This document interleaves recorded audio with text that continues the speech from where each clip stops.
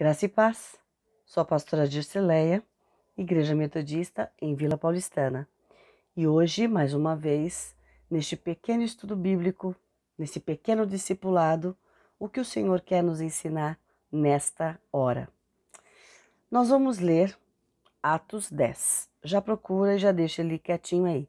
Não vamos ler ele inteiro, nós vamos falar algumas coisas importantes sobre o texto, tá? Antes de falar do texto, pensa comigo. Como está a nossa vida devocional? A sua vida devocional? É uma coisa que existe de verdade ou é apenas um sonho, uma vontade? Queria tanto ter uma vida devocional, queria poder estar orando, queria poder estar buscando mais a presença de Deus. Como está? A gente percebe que na história do cristianismo, algumas pessoas até foram consideradas gigantes na fé, por causa do desenvolvimento espiritual que elas tiveram para com Deus.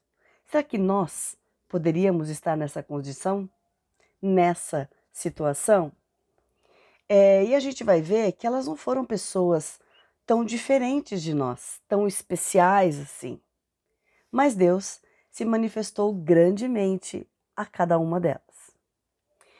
A gente percebe que ter uma vida devocional com disciplina espiritual é um convite hoje para mim, mesmo pastora, mesmo conhecedora de uma série de questões, e para você que acha que é uma pessoa normal, que muitas vezes se acha não tão especial assim. Somos todos iguais.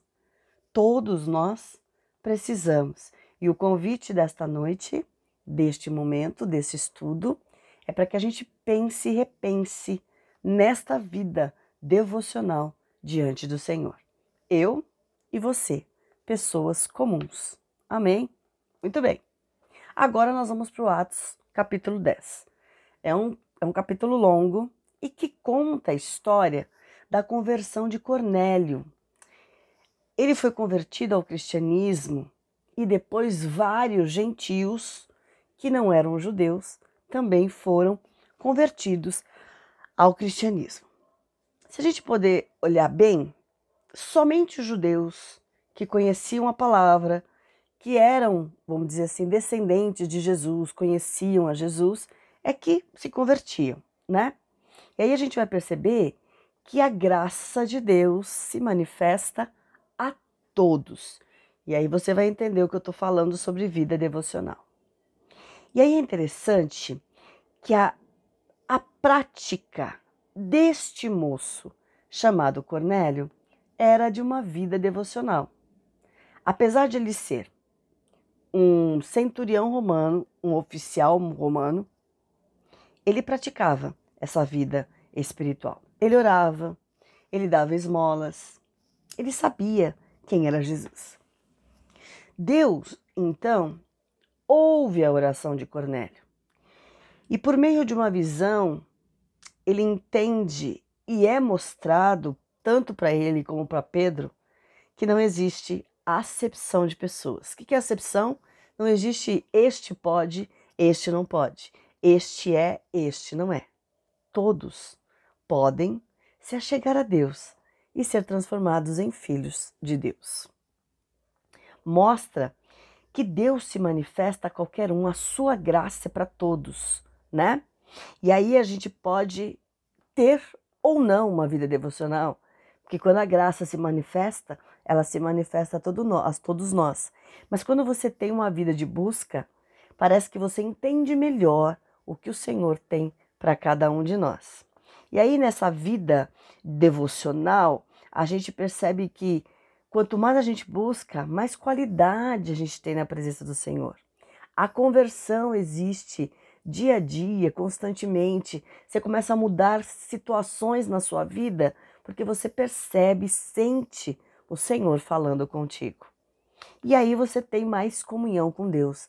As experiências com Deus são mais marcantes, mais renovadoras, mais transformadoras em você mesmo. Então aquilo que você era, você realmente não é mais. E é assim, é natural. Você não é obrigado a deixar de fazer, não é obrigado a não ser mais. Porque esta prática devocional, mesmo que você nunca tenha tido, conheceu Jesus, conheceu o seu poder, você começa a buscá-lo constantemente e todo esse processo vai ser de santificação na sua vida. Aleluia! Glória a Deus. A Bíblia, então, como a gente falou no começo, não fala de nenhum gigante usado por Deus, mas fala de homens e mulheres que, por causa da sua busca espiritual, da sua intimidade com Deus, da sua comunhão com o Senhor, eles são destacados, né? Como a gente falou lá em cima. E eles, tanta foi a intimidade com Deus, que eles tiveram uma vida de fé grandiosa e acabam sendo modelos para mim e para você, para nos ajudar nessa prática devocional. Muito bem. Então, prática devocional, como Cornélio teve.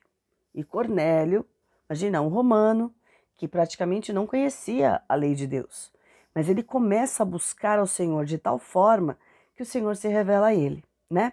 Então é necessário uma disciplina espiritual de verdade, genuína, verdadeira.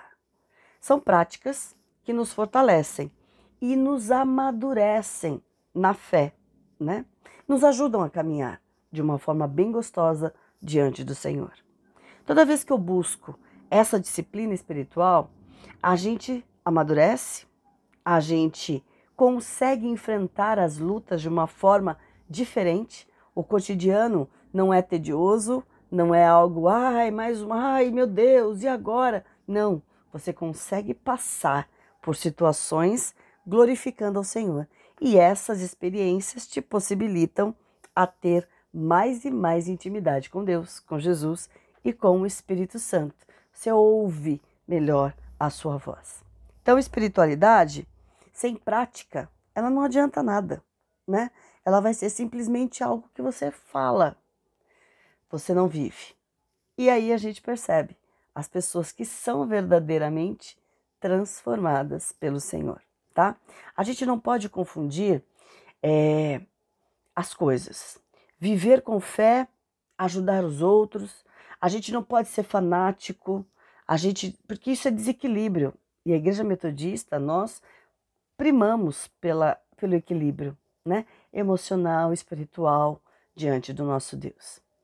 E a gente não pode ser exagerado, porque sabe o que acontece? Se a gente for exagerado demais nessa prática, exagerado demais nessa busca, acontece alguma coisa, já nos decepciona. E a gente não quer ir mais, a gente não quer orar mais, a gente se sente triste demais. E aí pode vir uma depressão. Olha o contrário. Então, quando você tem o equilíbrio das duas coisas, buscar a palavra do Senhor, que são os atos de piedade, né? Os atos de piedade, e você fazer também para o outro, para os queridos que estão ao seu lado, que é e que são as obras de misericórdia. Quando você faz as duas coisas juntas ao mesmo tempo, você está exercitando essa sua vida devocional. Não fica só na leitura e só na oração, mas também no agir, no tratar, no amar, no mostrar o carinho de Deus pela vida dos outros. Estar mais perto de Deus é o objetivo. Quem não quer? Todos precisamos estar, mas somos dependentes de Deus, né? Conhecer a palavra e não praticar é nada, é em vão, não tem fruto. E pelos frutos nós somos conhecidos. Tem que ter esforço, tem que ter dedicação para permanecer em Cristo Jesus. Precisamos ser verdadeiros e precisamos ter um avivamento genuíno dentro de nós. Sentir o Espírito Santo pulsar e a alegria dele dentro de nós. Não é só um movimento, uma alegria que explode e acaba. Não pode ser superficial. Tem que ter raiz profunda. Lembra da história de bambu? Do bambu que a gente contou no domingo? Uma raiz vertical, uma raiz horizontal, que tem força, que não deixa você ser abalado de maneira nenhuma. Precisamos gerar frutos dignos do arrependimento e produzir santidade. Estar mais e mais perto de Deus. Mais perto. Quero estar, meu Deus, de ti. Ter o seu caráter, né? Ter a sua virtude. E a gente precisa experimentar mudanças de verdade, genuínas na nossa vida. restauração. E é o que Deus quer. É aquilo que eu te falei. Você não precisa querer mudar nada. Eu preciso, se eu aceitar, eu tenho. Não tem.